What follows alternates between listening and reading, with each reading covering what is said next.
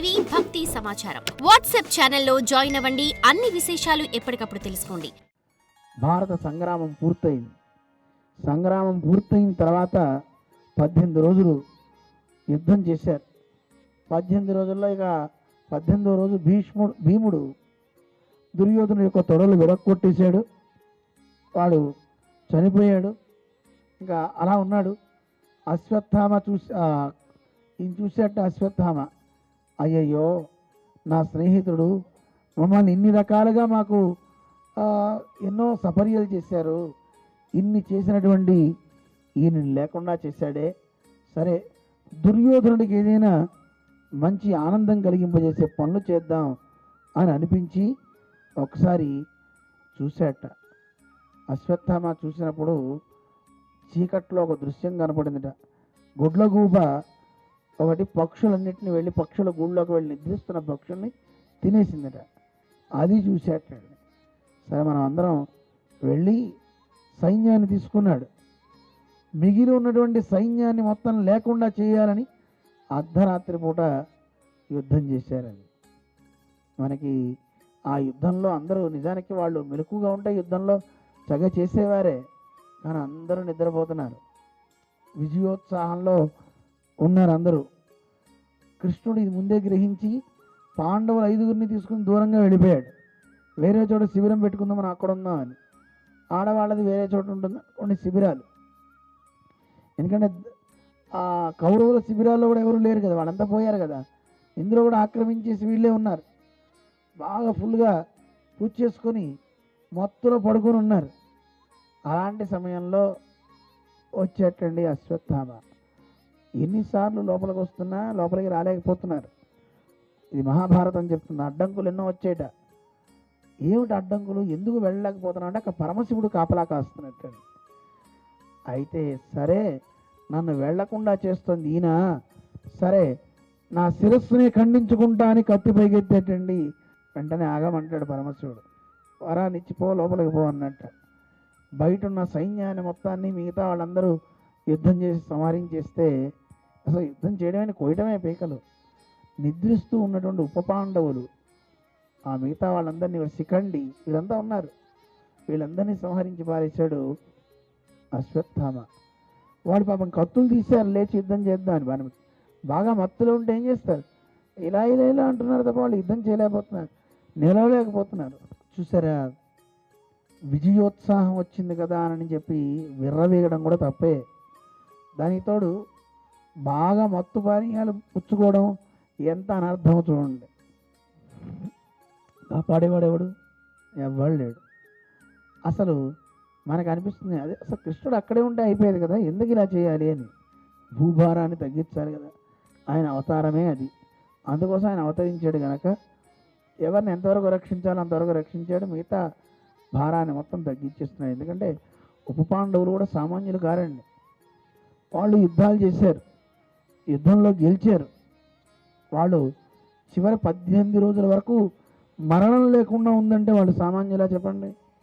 అంతటి మహనీయులు అన్నమాట వాళ్ళంతా కూడా యుద్ధం చేసి ఆ యుద్ధంలో గెలిచిన వాళ్ళే. అలా నిద్రించేటువంటి ఉపపాండవుల్ని సంహరించాడు. ద్రౌపది చూసింది, అయ్యయ్యో ఎంత ఘోరం జరిగిందని ఆవిడ దుఃఖించేసింది, చాలా బాధపడింది. వెంటనే అర్జునుడు అక్కడికి వచ్చాడు.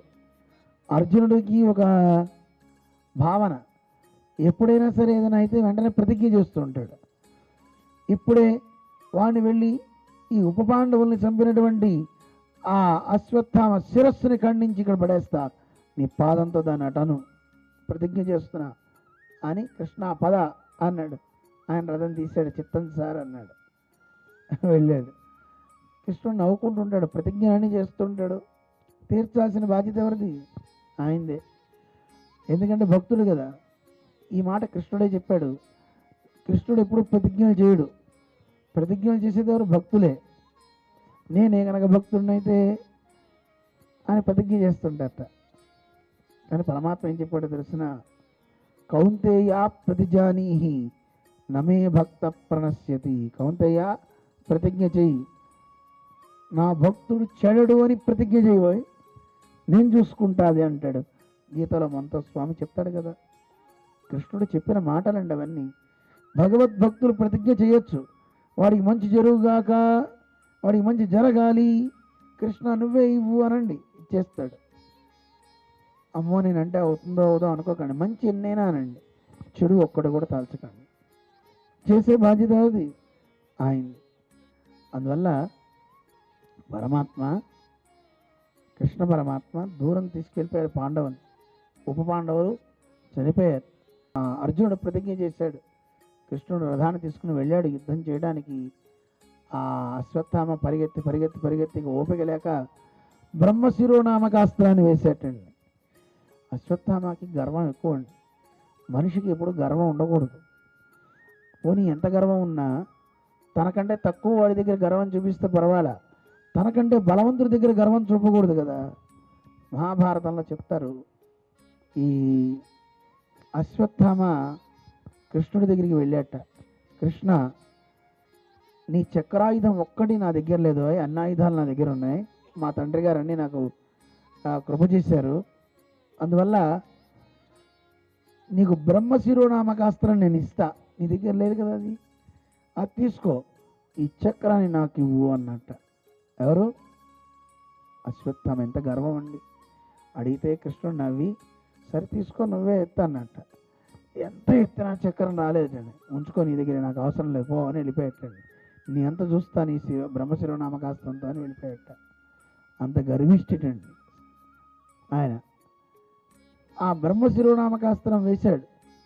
వేసేసరికి అర్జునుడు ఒకసారి భయపడిపోయాడు. కృష్ణ, ఏమిటి భయంకరమైన వెలుగులు, ఏమవుతుంది నాకు తెలియడం లేదు అన్నట్టు.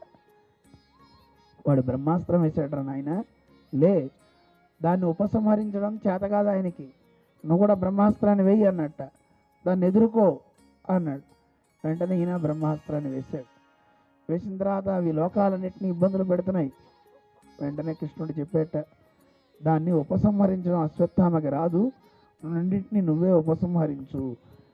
ఆచమనం చేసి రెండింటిని ఉపసంహరించాడు. వాడిని బంధించి రథానికి కట్టేశాడు. నిజానికి సంహరించాలి. కృష్ణుడు చూశాడు, ఏమోయ్ ప్రతిజ్ఞ చేసావు కదా, చంపవేణి, నిద్రపోయే పిల్లల్ని చంపుతాడా, ఎంతటి దుర్మార్గం ఇది అని చెప్పి కృష్ణుడు అన్న మనస్సులో శంకించాడు. మరి గురుపుత్రుడు కదా, బ్రాహ్మడు, చంపితే ఏమవుతుందో, అందుకని కృష్ణ ఒక పని చేద్దాం, ద్రౌపది దగ్గరికి తీసుకెళ్దాం, కట్టేసి రథానికి, తన ముందే తను చెప్తే అలాగే వీడిని వధించేస్తే అయిపోతుంది కదా అన్నట్టు. సరే నీ ఇష్టం బావా, దాన్ని పదా అని కృష్ణుడు చెప్పి రథాన్ని తీసుకువెళ్ళాడు. అక్కడికి వెళ్ళాక ద్రౌపది చూసి విలపించిందటండి. ఎంత శోకము, కానీ ఒక స్త్రీకి ఉండాల్సిన గొప్పతనం తను చూపించింది. ఆవిడ చెప్తూ, పరగన్మ మగవారులందరూ బాణ ప్రయోగోపసంహరణాద్యాయుధ విద్యలన్నీయును ద్రోణాచార్యుచేనభ్యసించిరి, పుత్రాకృతినున్న ద్రోణుడవు. ఎవరా నువ్వు? సాక్షాత్తు ద్రోణాచార్యుడి యొక్క రూపమే నీది. ఆత్మావై పుత్రనామాసి అని వేదం చెప్తుంది కదా. గురువే సాక్షాత్తు తన కుమారుడి రూపంలో, తన పుత్రుడి రూపంలో వస్తాటండి. అలా వచ్చావు నువ్వు, వచ్చి ఏం చేసావు? గురుపుత్రులు కదా, గురు శిష్యులు అంటే కూడా వాళ్ళు పుత్రులతో సమానమే కదా. అలాంటి ద్రోణాచార్యుల చేత అభ్యసించినటువంటి వీళ్ళు పుత్రాకృతున్న ద్రోణుడు. నువ్వు ఈ పిల్లలందరినీ కడుపులో పెట్టుకోవాల్సిన వాడివి. నువ్వు ఏం చేసావు? నీ మనస్సులో కొంచెం కూడా కరుణ లేదా? నీ చిత్తంబులో లేశము కరుణా సంగము లేక శిష్యసుతులను ఖండింపగా పాడియే. శిష్యుల యొక్క పిల్లల్ని చంపడం తప్పు కదా, నీకు వాళ్ళు పిల్లలతో సమానం కదా. అలాంటి పిల్లల్ని చంపుతారా ఎవరైనా? ఎవరు? నువ్వు బ్రాహ్మడివి, భూసురుడవు, బుద్ధి దయా భాసురుడవు. భూమి మీద తిరిగేటువంటి దేవతల్ని బ్రాహ్మణులు అంటారటండి. ఆ బ్రాహ్మణుడు అనేవాడు ఎప్పుడు అందరి యొక్క శ్రేయస్సుని కోరేవాడు అయి ఉంటాడు. అడిగినా అడగకపోయినా అందరికీ శుభాలు ఇస్తూ ఉంటాడట. అలాంటి దయా కలిగినటువంటి వాడివి అయి ఉండాలి తప్ప, ఇలా నువ్వు ఉన్నావే, రాక్షస కృత్యం చేసావే, ఇత్తగునా తండ్రి అంటుంది. నా పిల్లలు నీ మీదకి ఏమైనా వచ్చారా? ఉద్రేకంబున రారు శస్త్రధరులై. వాళ్ళేమి ఆయుధాలు పట్టుకుని నీ మీదకి రాలేదు. పోనీ వాళ్ళు ఎక్కడున్నారు? యుద్ధ వనిన్లేరు, యుద్ధ భూమిలో కూడా లేరు, వచ్చి నిద్రపోతున్నారు. కించిత్ ద్రోహంబును నీకు చేయరు. నీకేమన్నా చెడు చేశారా వాళ్ళు? కించిత్ కూడా నీకేం చేయలేదు కదా. చీకటిన్ భద్రాకారుల చిన్న పాపల రణప్రౌఢ క్రియాహీనులన్. నా పిల్లలు ఎలాంటి వాళ్ళు? చిన్న పిల్లలయ్యా. చిన్నపిల్లల వాళ్ళు పెద్దవాళ్లే, 18 రోజులు యుద్ధం చేసిన వాళ్ళే.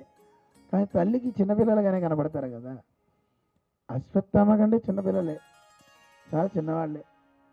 అటువంటి చిన్న పిల్లల్ని, నిద్రపోయే వాళ్ళని అందులో ఎప్పుడు చంపాను? చీకట్లో ఎవరన్నా చేస్తారట ఈ పని? నిద్రాసక్తుల సంహరింపనగట నీ చేతులెట్లాడెను. నిద్రపోయే వాళ్ళని చంపకూడదటండి. ఇలా ఎవరైనా చంపితే వాడిని ఆతతాయి అంటారు.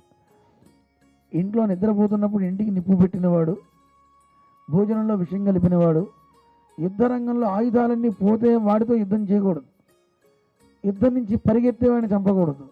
ఇవి నియమాలు. కానీ అలాంటి వాడిని చంపాడంటే వాడిని ఏమంటారు? ఆతతాయి. దా భోజనం పెడుతున్నాను నీకు దా అని పిలిచి విషం కలిపి పెట్టి వాడిని చంపడం. ఇలా చేసే వాళ్ళంతా కూడా ఆతతాయి అంటారు. వాడిని చంపేయాలి, అలాంటి వాడిని ఉండనివ్వకూడదట. అందువల్ల ఇలా ఉంటే వెంటనే సరే ఏం చేస్తాం, నువ్వు మా గురువుగారు అబ్బాయి కదా, నిన్ను చంపితే అక్కడున్న ఆవిడ ద్రోణి, ఆవిడ బాధపడుతుంది. తల్లి ఆవిడకి చాలా నువ్వంటే ఇష్టమే కదా, సంతానాన్ని పోగొట్టుకున్నాను, నేనెంత బాధపడుతున్నాను. ఇంకో తల్లి అలాంటి గర్భశోకం ఆవిడకి కలగకూడదు. ఎంత గొప్ప ఆవిడండి. లోకంలో అలా ఎవరన్నా అనుకుంటారా? కానీ ఆవిడ అనుకుంది. చాలా గొప్ప ఆవిడండి. అలా అంటే వెంటనే భీముడు కోపం వచ్చిందట. ఏమిటి అసలు, కొడుకుల్ని చంపినటువంటి వాళ్ళని ఊరుకుంటారా? కొడుకుల బట్టి చంపెనని కోపమునందదు బాలఘాతకున్ విడువమటంచు చెప్పేడిది. వెర్రిది, కొత్త వెర్రిది. తన పిల్లల్ని చంపిన వాడిని వదిలేయమని చెప్పారా ఎవరైనా? ఇలాంటి వాడిని వదిలిపెడతారా? పైగా ఏమంటుంది? బ్రాహ్మడు అంటుంది, వీడు విప్రుడే, వీడు విప్రుడా, వేద శాస్త్రంతో విప్రాణం అంటుంది. వేదాలు శాస్త్రాలని చదివిన వాడిని విప్రుడు అంటారు. వీడు చదివాడా? వీడా విప్రుడు? ఇలాంటి నిద్రపోయే పిల్లల్ని సంహరించిన వాడు విప్రుడు ఎలా అవుతాడు? విడువగానేలా, విడిచిపెట్టేది లేదు. చంపుడిటు వీనిని, చంపండి వీణ్ణి. మీరల చంపనేరి నా పిడికిడి పోటును శిరము భిన్నము చేసేదా. ఇదిగో అని చేతులు రెండు పెట్టి పటపటా పళ్ళు కొరుకుతూ భీముడు తన పిడికిడితో వాడిని చంపడానికి వచ్చేటండి. వచ్చేసరికి అక్కడ ద్రౌపది అడ్డొచ్చేసిందట చంపొద్దని. నిజానికి ద్రౌపది అట్టినట్టు ఈవిడ వస్తే ఆ చెయ్యి ఎవరి మీద పడాలి? ద్రౌపది మీద పడితే ద్రౌపది కాస్త ప్రాణాలు పోతుంది. అందుకే కృష్ణ పరమాత్మ అక్కడ చమత్కారాన్ని చేసేట. 4 చేతులు చూపించేశాడు. 2 చేతులతో భీముడి చేతిని పట్టుకున్నట్ట, 2 చేతులతో ద్రౌపదిని పక్కకి జరిపినట్ట. స్వామి జరిపి ఆగవయా, నువ్వు చెప్పింది కరెక్ట్. కృష్ణుడు ఎంత తెలియగలవాడంటే ఎవరైనా కోపంలో ఉన్నప్పుడు శాంతించంటే మన ఒకటి ఇస్తాడు. వాడితో ఏం చేయాలంటే వాళ్ళనే మాట్లాడాలట. కరెక్ట్ నువ్వు చెప్పింది అని మాట్లాడితే అప్పుడు వాడు సవ్యంగా మాటకు వస్తాడు. కృష్ణుడు అన్నాడు, అవ్యుడుగాడు వీడు శిశుహంత, వీడు శిశుహంత, శిశువుని చంపినవాడు, రక్షించదగినవాడు కాడు. ఇలాంటి వాణ్ణి దురాత్మకుడు, ఆతతాయి, పసిపిల్లల్ని చంపిన ఆతతాయి వీడు, చెడ్డవాడు అని బ్రహ్మబంధువు. వీడు ఊరికే బ్రాహ్మణ బంధువు తప్ప వీడు నిజమైన బ్రాహ్మణని అనుకోవడానికి లేదు. ఇలాంటి పని చేశాడు గనక అని చెప్పి చిన్నగా చెప్పాట. చంపాలి కానీ బ్రాహ్మణో నహంతవ్య, బ్రాహ్మణుని చంపద్దని చెప్పింది కదా వేదం. అందువల్ల కొంచెం ఆలోచించవయా అని చెప్పేట. పాండవోత్తమ అన్నాడు భీముడిని. అంటే పాండవుల్లో నువ్వు ఉత్తముడు అయ్యా అనగానే ఆయన సంబరపడిపోయేట. పోన్లే అని కూర్చున్నట్టండి. అలా కృష్ణ పరమాత్మ ఎక్కడ ఎవరికి ఏం చేయాలో ఎలా చెప్పాలో ఆయనకి తెలిసినంత ఎవరికి లోకంలో తెలియదండి. For more videos like this, subscribe Big TV channel.